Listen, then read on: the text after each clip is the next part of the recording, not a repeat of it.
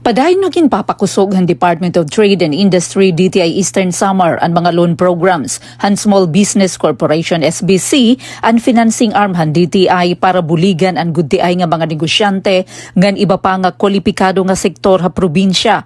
Durante han kapihan ha este nga ginbuhat ha PGO Conference Hall iginsumat ni DTI Eastern Samar OIC Provincial Director Pedro Bimbutan nga may adayan espesyal nga financing programs ang SBC sugad han Women's Enterprise Fund, OFW Negosyo Fund, ngan e-transport loan, labot pa inihan regular nga mga programa sugadhan Rise Up. Ang Women's Enterprise Fund in eksklusibo para kababayan ngan women-led enterprises. Pwede makaharam hintub-tub 20 million pesos, diin ang tub-tub 5 million pesos, diri na kinahanglan hin collateral, samtang ang mas dako nga kantidad, inagkikinahanglan nahin garantiya.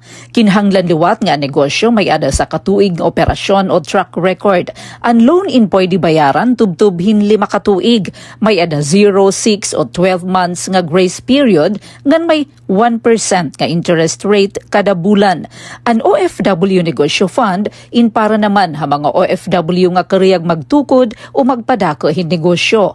Para ha mga bago nga negosyo o startup pwede makahuram tikang 30,000 to 300,000 pesos.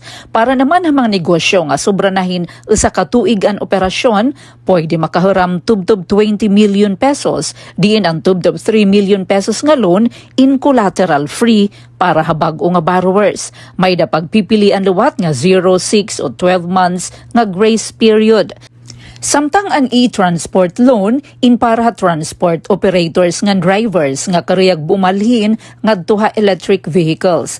Pwede makaharam tikang 1.5 million pesos tubtob 3 million pesos payable hasunod hin 5 katuig ngan may 1% nga interest rate kada bulan pinaagihan diminishing balance. Kinahanglan liwat nga may ada balido nga LTFRB authority ngan sertifikasyon para public conveyance. May da pagpipilian nga 0, 3, 6, 9 o 12 months nga grace period.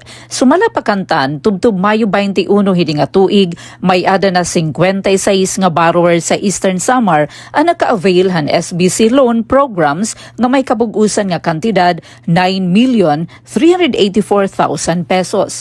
Kadaman hini in mga micro and small enterprises, sugadan sari-sari stores ngan grocery businesses.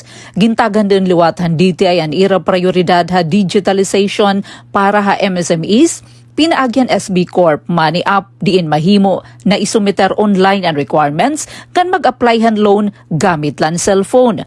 Ginaghatliwat nitan ang kababayan OFWs nga inuli hanasod ngan iba pa nga interesado magnegosyo nga mag-avail han mga loan programs sa SBC ngan padayon nga abri ini para ha publiko. Encouraging especially good ang mga women, ang mga OFWs nga nanuli, tapos yan ito nga mga pinangungurianin nga pagtaga-diesel kayo nagpa-fluctuate ito anin ni presyo.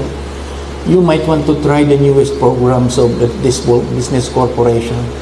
We are open Monday to Friday. In fact, we made sure na haru-harani kami amon mga customer.